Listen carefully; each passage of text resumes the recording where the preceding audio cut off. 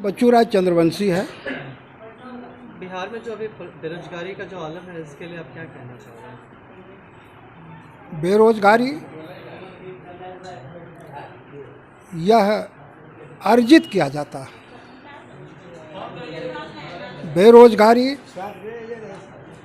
देश के उन घरानों के लिए एक चारा की तरह मुनाफादार व्यवस्था है। जब बेकारी बढ़ती है और बढ़ाई जाती है तो कम मजदूरी पर लोगों को काम करने के लिए बाध्य किया जाता है और हर इंसान बाध्य होता है भूखे पेट रहने के कारण, बेकार रोजगार रहने के कारण। जो श्रम एक्ट है उसकी परवाह किए बगैर वह मार करता है और उसका मुनाफा बढ़ता है। बेकारी जानबूझ के किया जाता है।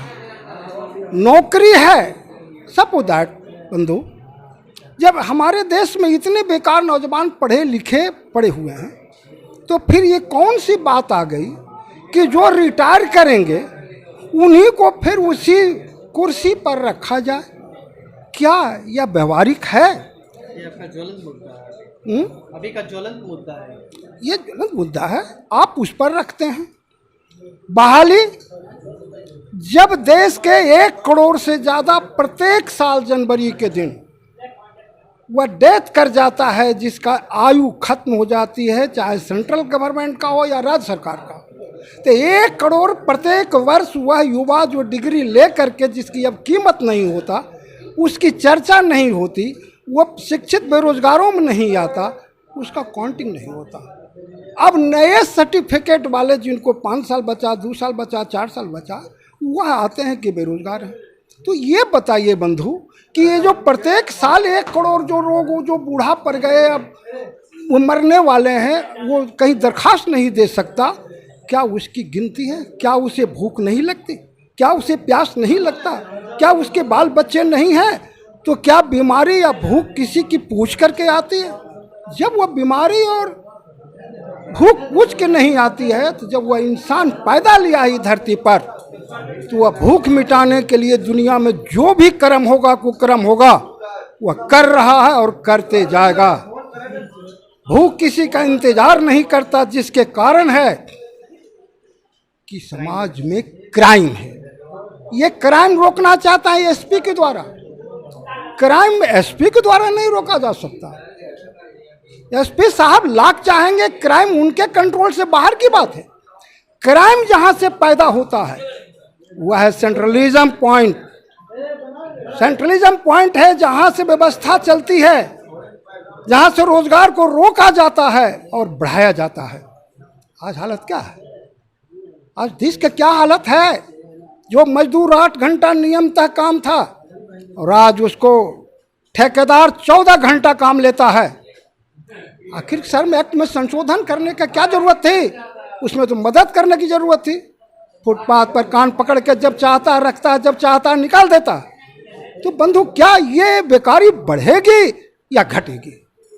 तो बेरोजगारी से तो उन पूंजीपतियों को लाभ है कि 1 बुलावे 14 आवे।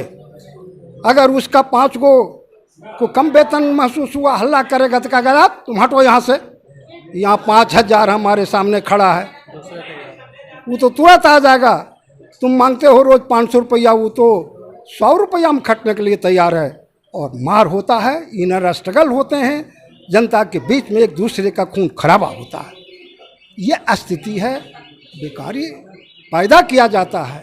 बेकारी जानवरों के जैसे घास होता है, उसी ढंग से देश के पूंजीपतियों के लिए बेकारी घास होता है, बनाए रखना चाहता है, क्योंकि उसका इमारत बेरोजगारी और गरीबी की बुनियाद पर खड़ी रहती है।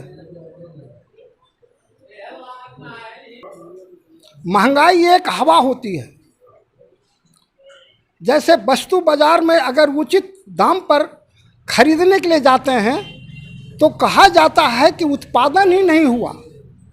सरकार कहती है कि इस बार बड़ा गर्मी आया, गेहूं उपजा नहीं हुआ, जबकि अनुचित दामों पर जब हर इंसान खरीदने के लिए जाता है तो बाजार में ट्रक का ट्रक माल आपको मिल जाएगा।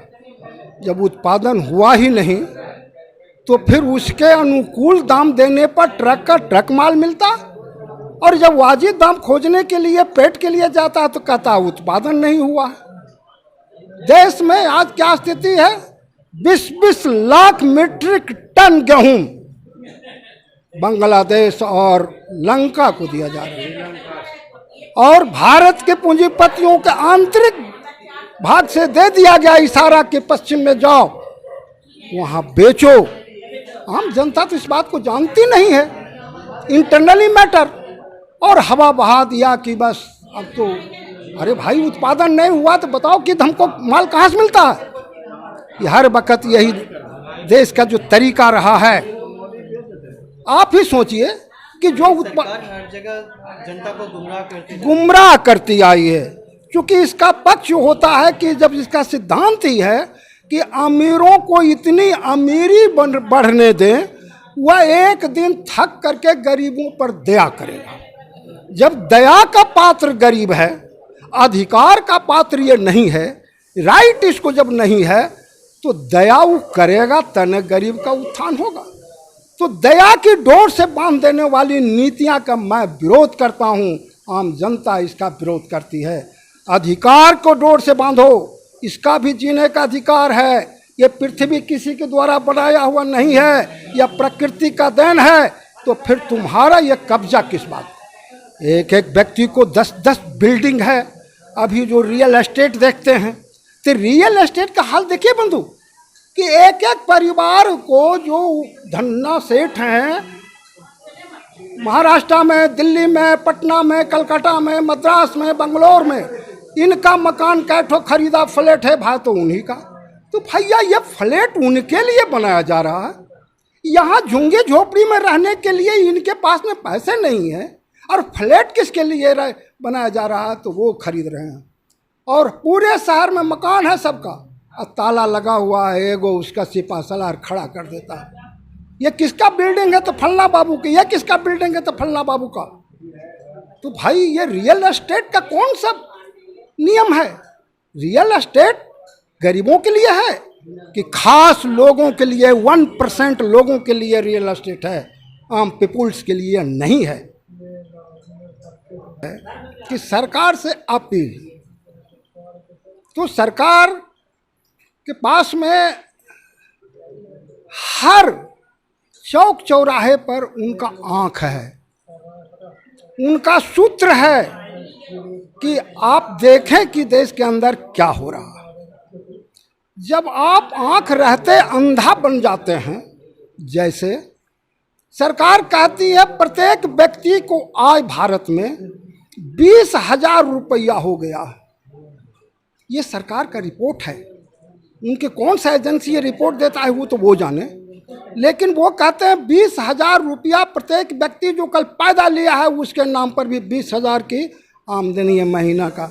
ये बताइए, जिस हुकूमत को कान और आँख कोई दूसरा हो, जो उनको आँख अपना नहीं हो दूसरे के आँख से देखता हो, तो सरकार से अपील करना बेईमानी होगा। ऐसी हुकूमत से अपील करना, अपील करने वाला का बेवकूफ़ी होगी।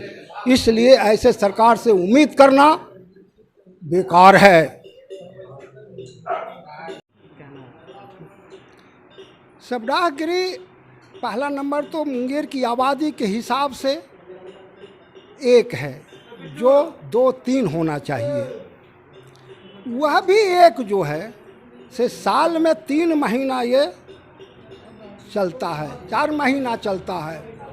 तुरंत अभी 1 साल पूर्व इस पर करोड़ों रुपया खर्च हुआ और कहा गया कि आधुनिक मशीन लगा है, अब खराब नहीं होगा, लेकिन परिणाम आपके आँख के सामने है।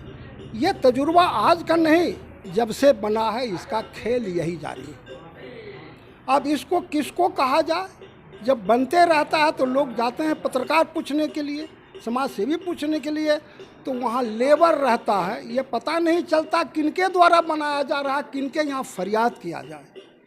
ये बड़ा मुश्किल चीज़ है।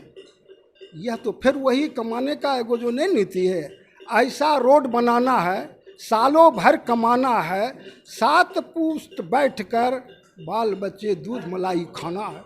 ये तो योजना है।